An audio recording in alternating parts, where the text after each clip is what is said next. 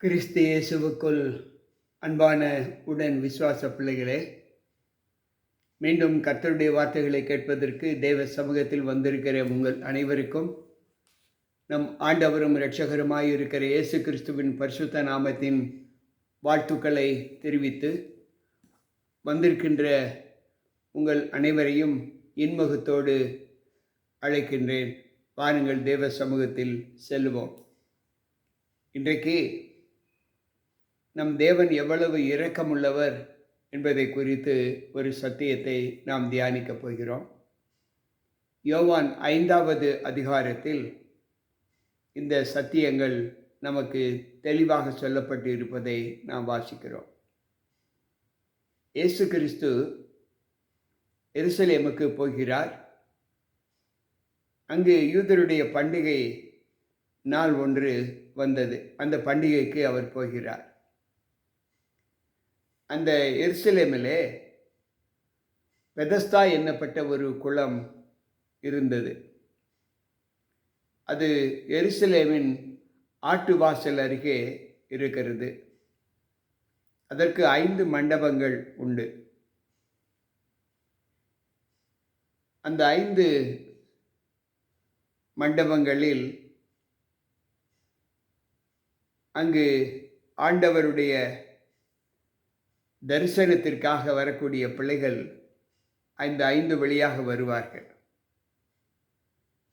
அதில் என்ன விசேஷம் என்றால், அந்த குளத்தின் தண்ணீர் அநேகருடைய பிணிகளை போக்கும் என்ற நம்பிக்கை உண்டு. குருடர், சப்பானிகள், ஊனமுற்றவர்கள், சூம்பின உறுப்பை உடையவர்கள், இப்படிப்பட்ட வியாதியை உடைய பிள்ளைகள் அந்த குளத்திலே அங்கே படுத்திரு மண்டபங்களிலே படுத்திருந்து தண்ணீர் கலக்கும்போது அது இறங்கி சுஸ்தமாவார்கள். தண்ணீர் கலக்கப்படும் வரும் வரை எப்பொழுது கலக்கப்படும் என்பதை அவர்கள் காத்து கவனித்திருப்பார்கள்.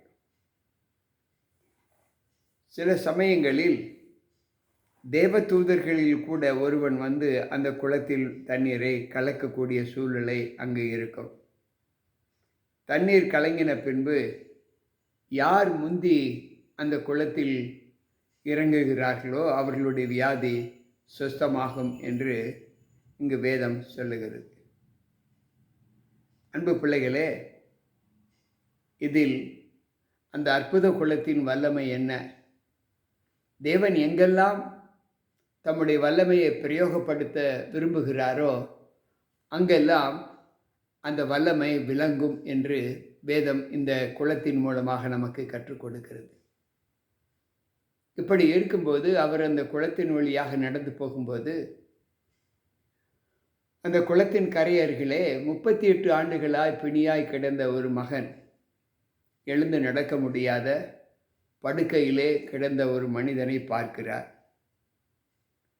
ஆண்டவர் அவனை பார்த்து, உனக்கு என்ன வேண்டும்? நீ வெகு காலமாய் வியாதியோடு இருக்கிறாய் என்று அறிந்து அவனை சுஸ்தமாக்க வேண்டுமென்று விரும்பி, நீ சுஸ்தமாக்க விரும்புகிறாயா என்று கேட்கிறார். அதற்கு வியாதியஸ்தன் ஆம் என்று சொல்லவில்லை.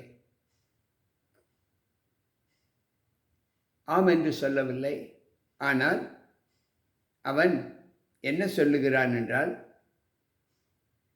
ஆண்டவரே, தண்ணீர் கலக்கப்படும் போது குளத்தில் யார் முந்தி இறங்குகிறார்களோ அவர்கள் சுஸ்தமாவார்கள். ஆனால் என்னால் நடக்க முடியாது. என்னை உதவிக்கு தூக்கி விடுபவர்கள் கூட யாரும் இல்லை. எனவே நான் படுத்து இருக்கிறேன். எனக்கு முந்தி யாராவது சென்று விடுகிறார்கள் என்று சொல்லுகிறான். அன்பு பிள்ளைகளை, இயேசு அவனை நோக்கி, எழுந்திரு, உன் படுக்கையை எடுத்துக்கொண்டு நட என்று சொல்லுகிறார்.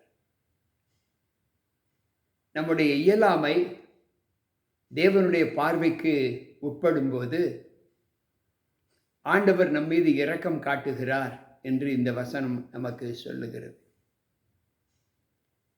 நாம் எப்படிப்பட்டவர்கள் என்று ஆண்டவர் கவனிக்கவில்லை. நாம் நல்லவர்களா கெட்டவர்களா என்பதை தேவன் பார்க்க விரும்பவில்லை. ஆனால் அவர் சந்தித்த மனிதர்கள் அவருக்குள் இரக்கம் பெற்றவர்களாக காணப்பட வேண்டும் என்று அவர் விரும்பிவிட்டால், அவர் எப்படிப்பட்டவர்களாக இருந்தாலும் சரி, அந்த வியாதியிலிருந்து அவர் அவர்களை குணமாக்குவார் என்பதை இந்த சத்திய வசனம் நமக்கு கற்றுக் கொடுக்கிறது. உன் படுக்கையை எடுத்துக்கொண்டு நட என்று சொல்லுகிறார். இதே சம்பவத்தை நாம் லூக்கா 5வது அதிகாரத்தில் கூட நாம் வாசிக்கலாம்.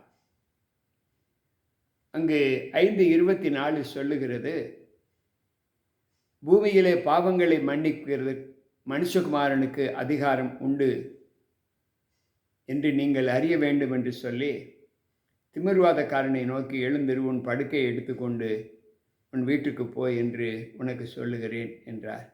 உடனே அவன் அவர்களுக்கு முன்பாக எழுந்து தன் படுக்கையை எடுத்துக்கொண்டு தேவனை மகிமைப்படுத்தி தன் வீட்டுக்கு போனான் என்று லூக்கா 5:24-25 சொல்லுகிறது. அன்பு பிள்ளைகளை, இன்றைக்கு நம்முடைய வாழ்க்கையில் தேவன் எப்படிப்பட்டவர் என்பதை நாம் யோசிக்கிறோம். அந்த பெதஸ்தா குளத்தில் படுத்திருந்த அந்த மகனை பார்த்த அங்குள்ள யூதர்கள் அவன் சொஸ்தமானதை கண்டு தன் படுக்கையை எடுத்துக்கொண்டு நடந்து போனான். அந்த நாள் ஓய்வு நாளாய் இருந்தது என்று வேதம் சொல்லுகிறது. அந்த யூதர்கள் குணமாக்கப்பட்ட அந்த மனிதனை பார்த்து, இன்று ஓய்வு நாளாய் இருக்கிறதே, நீ படுக்கையை எடுத்துக்கொண்டு போகிறது என்ன? இது நியாயமல்ல என்றார்கள். அன்பு பிள்ளைகளே, சுஸ்தமாக்கப்பட்ட அந்த 38 ஆண்டுகளாய் படுத்திருந்த அந்த மகன் சொல்லுகிறான், என்னை சுஸ்தமாக்கினவர் உன் படுக்கையை எடுத்துக்கொண்டு போய் என்று சொன்னார். நான் போனேன். அவர் யார் என்று எனக்கு தெரியாது என்று சொல்லுகிறார். சுஸ்தமாக்கப்பட்டவன் அது இன்னார் என்று அறியவில்லை. அவ்விடத்தில் ஜனங்கள் கூட்டமாய் இருந்தபடியினால் அவர் யார் என்று எனக்கு தெரியாது என்று சொல்லுகிறார். அதே போல இயேசுவும் அந்த இடத்தை விட்டு விலகி சென்று விட்டார். அன்பு பிள்ளைகளே, சற்று யோசிப்போம். அந்த 38 ஆண்டுகளாக அந்த வழியாய் போன யூதர்கள் கூட அவனுக்கு இறங்க வேண்டும் என்று யாரும் நினைக்கவில்லை. இவன் 38 ஆண்டுகளாய் பெதஸ்தா குளத்தில் படுத்திருந்த மகன் என்று மாத்திரம் நன்றாக தெரியும். ஆனால் அவனை குணமாக்க வேண்டும் என்கின்ற எண்ணம் அந்த வழியாய் சென்றவர் யாருக்கும் அந்த எண்ணம் உதிக்கவில்லை. அப்படி என்றால் வேதம் சொல்லுகிறது, நான் எவன் மீது இரக்கமாய் இருக்க சித்தமாய் இருக்கிறேனோ அவனுக்கு இரக்கத்தை காட்டுவேன் என்று சொல்லுகிறார். அன்பு பிள்ளைகளே, நம்முடைய வாழ்க்கையில் நாம் சற்று யோசித்து பார்ப்போம். என்ன ஒரு அதிசயமான ஜீவிதத்தை ஆண்டவர் நமக்கு கட்டளையிட்டு இருக்கிறார். மனுஷீகத்தில் நாம் முகம் பார்த்து கோணுகிறோம், அருவருக்கிறோம், பேசக்கூடாத சூழ்நிலையில் நம்மை உருவாக்கி கொள்கிறோம். ஆனால் நாம் அறியாத தேவன் நம்மிடத்தில் அன்பு கூறுகிறார் என்றால் அது எவ்வளவு பெரிய வாக்குத்தத்தம் என்பதை சோதித்து பாருங்கள். அன்பு பிள்ளைகளே, இன்றைக்கு நம்முடைய வாழ்க்கையில் நாம் ஆண்டவராகிய தேவனை குறித்து சொல்லுகிற சாட்சி என்ன? எந்த நிலையில் நாம் இருக்கிறோம் என்பதை யோசித்து பார்ப்போம். ஆண்டவர் சுத்தமாக்கப்பட்ட அந்த மகனை பார்த்து சொல்லுகிறார், நான் உன்னை முற்றிலும் குணமாக்கிவிட்டேன், நீ சுஸ்தமானாய், இனி உனக்கு கேடு உண்டாகாதபடிக்கு இனி பாவம் செய்யாதே என்று சொல்லுகிறார். அன்பு பிள்ளைகளே, அந்த மனிதனுடைய சரீர குறைவுகளுக்கு பாவங்கள் காரணம் என்று ஆண்டவர் சொல்லுகிறார். இன்றைக்கு நமக்கு பலவீனம் வரும்போதெல்லாம் நாம் என்றைக்காவது நினைக்கிறோமா, இது நான் செய்த தவறு என்று, இது நிமித்தம் எனக்கு வரக்கூடிய இந்த நிலை எனக்கு வந்துவிட்டது என்று என்றைக்காவது நினைக்கிறோமா? யோசித்து பார்ப்போம். இல்லை, ஏதாவது ஒரு சிறு குறை இருந்தாலும் நாம் மருத்துவரை நாடுகிறோம். நல்லதுதான், பிணியாளிகளுக்கு மருத்துவர் வேண்டுமென்று ஆண்டவர் சொல்லுகிறார். ஆனால் என்றைக்காவது ஆத்மீக மருத்துவரை நாடி இருக்கிறோமா? ஆண்டவரே, எனக்கு தெரியாது இந்த பலவீனங்கள் எதை நிமித்தம் வருகிறது என்று. ஒருவேளை என்னுடைய பாவங்களாய் இருக்குமோ? என்னுடைய பலவீனங்களாய் இருக்குமோ? நான் மற்றவர்களுக்கு செய்த துன்பங்களாய் இருக்குமோ என்று எண்ணி பார்க்க வேண்டும் என்று இந்த வசனம் நமக்கு கற்றுக் கொடுக்கிறது. அன்பு பிள்ளைகளே, இன்றைக்கு நம்முடைய வாழ்க்கையில் நம்மை நேசிக்கிற தேவன் நம்மில் எப்படி பலம் கொடுக்கிறார் என்பதை யோசித்து, அந்த பலத்திலே நாம் ஆண்டவருக்கென்று நம்மை ஒப்புக் கொடுக்கும்போது அவர் சொல்லுகிற வார்த்தை, நான் உன்னை முற்றிலும் சுஸ்தமாக்கினேன், இனி பாவம் செய்யாதபடி உன்னை காத்துக்கொள் என்று சொல்லுகிறார். கேட்டுக்கொண்டிருக்கிற அன்பான தேவ பிள்ளைகளே, இந்த வார்த்தைகளோடு நாம் பிணைக்கப்பட்டு தேவனுக்குள் நம்மால் எந்த அளவு சத்தியத்தின் பாதையிலே நடப்பதற்கு, நல்வழியில் நடப்பதற்கு ஆண்டவர் நம்மை அழைத்திருக்கிறாரோ, அந்த அழைப்பை ஏற்று நாம் அவர் காட்டின வழியில் செல்வோம். கர்த்தர் நம்மோடு இருப்பாராக.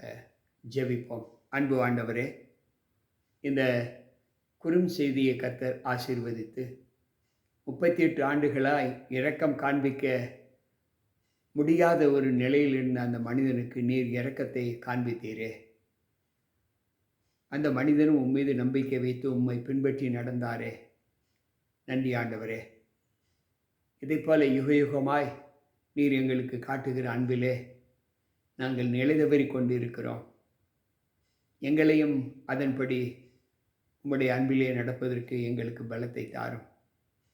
எங்களுக்குள் இருக்கும் ஆத்மீக ரோகங்களை மாற்றி போடும். கேட்டுக்கொண்டிருக்கிற ஒவ்வொரு பிள்ளைகளுக்கும் அப்படிப்பட்ட பலத்தை தாரும். மீட்பர் இயேசு கிறிஸ்துவின் நாமத்தில் ஜெபிக்கிறேன் நல்ல பிதாவே, ஆமென்.